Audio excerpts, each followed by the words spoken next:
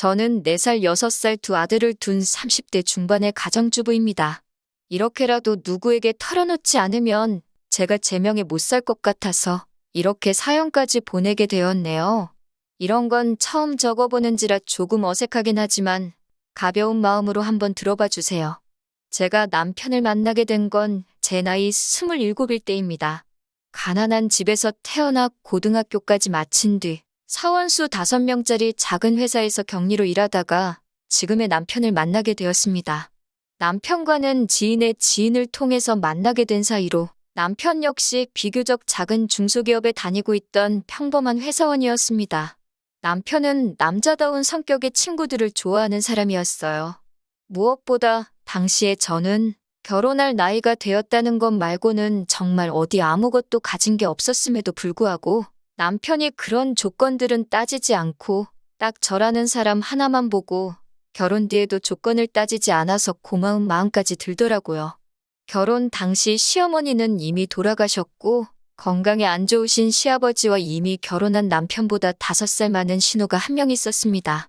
남편은 저에게 결혼해도 시아버지는 신우가 모실 거니까 걱정할 필요 없다면서 그냥 맨몸으로 와도 된다며 결혼하자고 하더라고요. 저는 순진하게 그 말을 믿었기에 남편만 믿고 결혼식을 올렸고요. 남편과 결혼을 하고 대충 반년 동안은 걱정거리 없이 행복하게 지냈습니다. 남편이 벌어다주는 월급으로 살림을 하는 게 이렇게 행복한 일인가 싶었어요. 하지만 얼마 뒤 남편은 돌연 이렇게 회사 생활만 해서는 부자가 될 수 없다며 자신만의 사업을 해야겠다고 하더라고요. 제가 갑자기 무슨 사업을 하려고 하냐니까 그런 건 차차 생각해 볼 거라면서 걱정할 거 없다고 하더라고요. 그러더니 일주일도 안 돼서 남편은 마음대로 상의도 없이 회사를 관둬버렸습니다. 그러더니 한 달이 지나도록 집에서만 놀고 있더라고요. 제가 이제 생활비도 없고 어떻게 할 거냐고 하니까 보채지 말라면서 자기도 다 생각이 있다고 짜증스럽게 나오더라고요. 솔직히 그때 결혼한 게 처음으로 후회되었고 늦기 전에 헤어져야 하는 거 아닌가 싶었습니다. 하지만 이런 상황을 제가 친정어머니한테 털어놓았지만 친정어머니는 오히려 저더러 이혼녀 딱지 붙이고 어떻게 살 거냐고 그러면서 그냥 꼭 참고 나 죽었어 하고 있으라더군요. 제가 기댈 곳은 하나도 없었습니다. 게다가 그러는 와중에도 몸이 자꾸 처지고 힘들어서 병원을 찾았더니 제가 임신 3개월 차라는 소식을 전해 듣게 되었습니다. 그러니 이제는 어떻게든 남편이 마음을 고쳐먹고 돈을 벌어오게 하고 가정을 지켜야겠다는 생각이 들었습니다. 남편에게 임신 소식을 알리니 그래도 아빠가 된다는 기대 때문인지 아니면 책임감 때문인지 사업한답시고 까불던 거 멈추고 어느새 금방 또 새로운 일자리를 구해서 출근을 하더라고요. 남편은 그렇게 제가 임신해 있는 동안은 또 그럭저럭 회사 생활을 잘 해나가는 듯 했어요.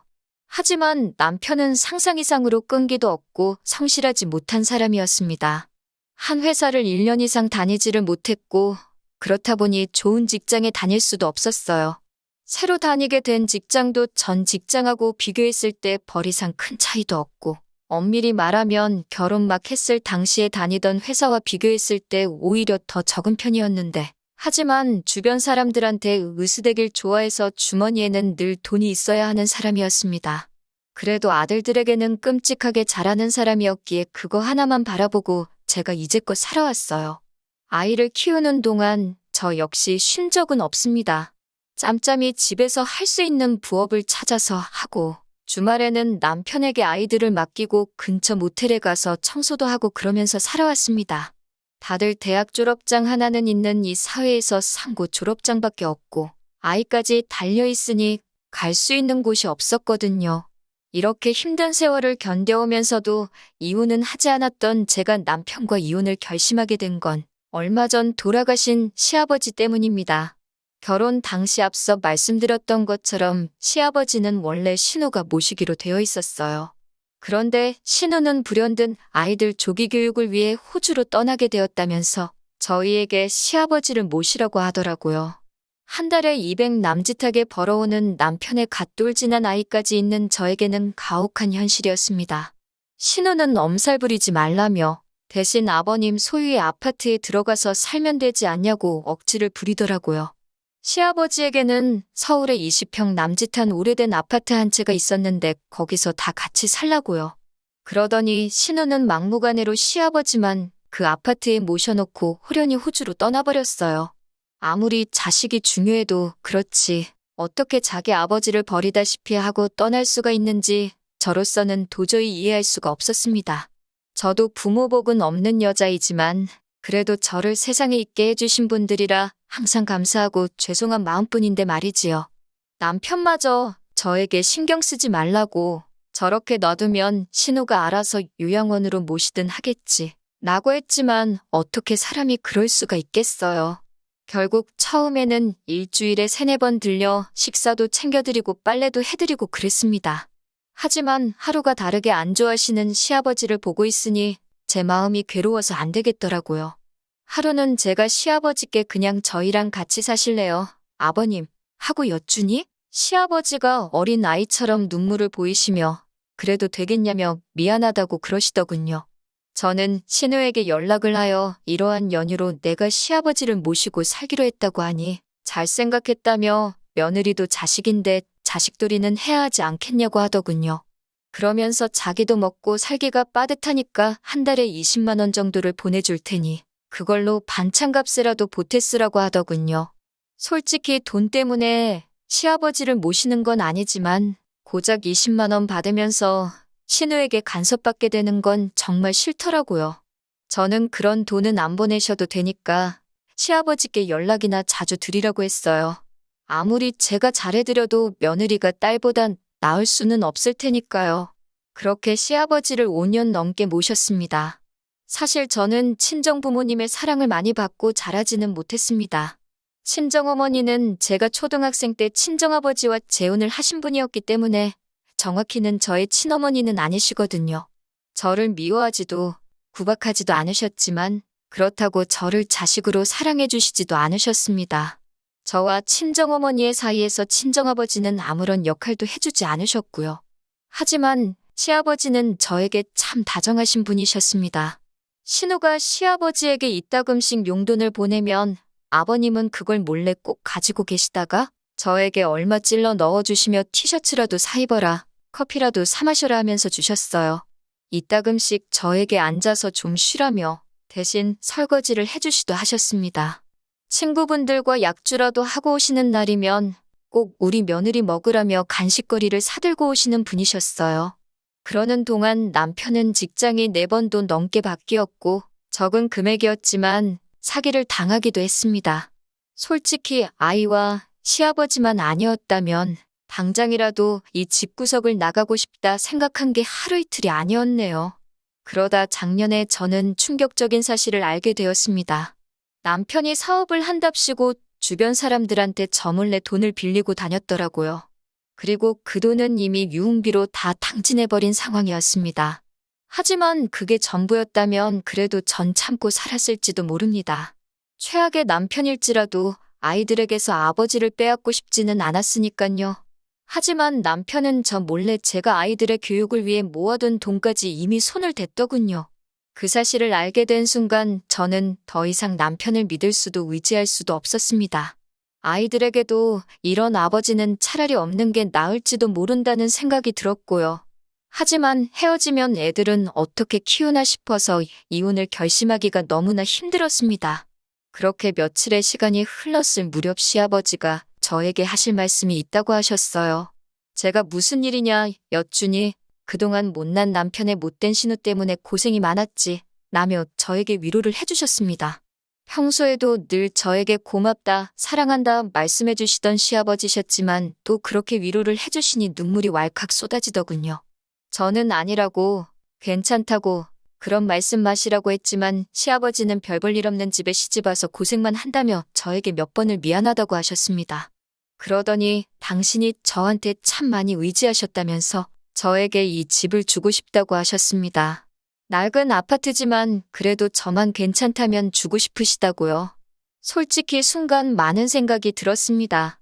아무리 그래도 시아버지의 하나뿐인 재산인데 그걸 제가 받는 게 맞는 건지 동시에 그거라도 받아야 애들을 위해 좋지 않을까 그런 생각이요. 시아버지는 마치 제 마음을 읽기라도 하신 듯 이거 받고 우리 아들하고 헤어지라 하셨어요. 이 아파트 하나 있으면 그래도 혼자 애들 키우고 살만할 거라고요. 저는 시아버지께 정말 죄송하지만 그런 감사한 마음으로 받겠다 하고 그렇게 시아버지는 아파트 명의를 제 이름으로 바꿔주셨습니다. 물론 남편이랑 신우는 이 사실을 꿈에도 몰랐을 겁니다. 그리고 얼마 전 시아버지가 간암으로 돌아가셨습니다. 평소에도 지병이 있으심에도 불구하고 약주를 즐기셨거든요. 돌아가시기 며칠 전 병원에서 아무도 없을 때 시아버지가 저에게 말씀하시더군요. 당신이 간암인 걸 아셨을 때는 이미 손쓰기 어려운 상황이었고 저에게 꼭 뭐라도 해주고 싶으셨다고요. 그러면서 당신 돌아가실 때까지 며느리로 있어줘서 고맙다 하시며 이제 자유롭게 살라고 하셨습니다. 저는 시아버지 손을 잡고 정말 펑펑 울었습니다. 그게 시아버지와 마지막 추억이 될 줄은 정말 몰랐네요. 시아버지가 위독하시다고 몇 번의 연락을 해도 꼼짝도 안 하던 시아버지가 돌아가신 후에야 한국에 왔더군요. 호주에서 스시집을 하는 신우는 가게를 비울 수가 없었다며 시아버지도 다 이해하실 거라 했습니다. 그러면서 누가 묻지도 않았는데 자기는 딸로서 할 만큼 했다면서 이제 슬슬 재산 정리를 하자고 하더군요. 남편도 깔끔하게 아파트는 팔아서 누나랑 나랑 반반 갖자 하는데 두 남매의 대화를 듣고 있자니 정말 욕이 절로 나왔어요. 돌아가신 시아버지가 이런 이야기를 들으면 얼마나 슬프실까 싶었기에 저는 적당히들 좀 하라고 처음으로 크게 소리를 쳤습니다. 그러자 신우가 저더러 아니 돌아가신 건 우리 아버지인데 왜 남이 난리냐며 피 한 방울도 안 섞였으면서 오버 좀 하지 말라고 하더군요. 저는 이런 인간들과 더 이상 가족으로 살 이유가 없다는 걸 뼈저리게 깨닫게 되었기에 오랫동안 서랍 속에서 간직했던 합의 이혼서를 남편에게 주었습니다. 그러자 남편은 이제 짐도 사라졌는데 뭐가 불만이냐면서 저더러 지금 이혼하면 위자료고 뭐고 없다는 거예요. 자기 딴에는 시아버지 아파트 판돈을 제가 탐낼까 걱정하는 것 같았습니다. 저는 속으로 남편이 너무 한심했지만 남편에게 위자료 필요 없으니까 애들 양육권만 넘기라고 했어요. 그러자 남편은 좀 갈등하는 눈치였어요. 제가 애들 보고 싶으면 보여주겠다 하니까 신우는 야, 애 있으면 재혼도 못한다더라 하면서 애들 그냥 지들 엄마더러 키우라고 하라며 한 소리 거들더라고요. 그렇게 남편과 저는 이혼을 하게 되었습니다.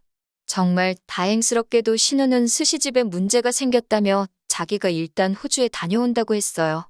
신우도 동생인 남편이 못 믿어왔는지 아무것도 하지 말고 기다리라고 했더군요. 그리고 정말 멍청하게도 남편은 아무것도 하지 않고 지 누나인 신우만 기다리고 있더군요. 덕에 시아버지 아파트 명의가 이미 저한테 넘어온 줄도 모르고 남편은 저와 이혼을 해줬습니다. 3개월에 걸쳐서 이혼을 하고 난 뒤였어요. 신우가 호주에서 들어왔던 모양이에요. 그리고 남편에게서 연락이 왔습니다. 저더러 어떻게 이럴 수가 있냐며 처음엔 죽일 듯이 화를 내더라고요. 하지만 이미 1년도 전에 증여가 끝난 재산이라 남편이 할 수 있는 일은 사실 아무것도 없었습니다. 신우까지 합세해서 저더러 다 큰 자식이 둘이나 있는데 피도 한 방울 안 섞인 저한테 이걸 준 거냐고 말도 안 된다고 양심이 있으면 당장 토해내라고 성하였어요. 하지만 저도 더 이상 옛날처럼 한 번만 더 참자할 이유가 없었어요. 소송을 할 테면 하고 뭐 해보고 싶은 거 있으면 다 해보라고 나도 이번만큼은 내 거 안 뺏긴다고 강하게 나갔습니다. 그리고 시아버지가 주신 아파트는 재건축 허가가 나면서 가격도 많이 올랐더라고요. 지금도 남편과 신우에게서 핸드폰에 불이 나도록 연락이 옵니다만 저는 이제 아무것도 두려울 게 없어요.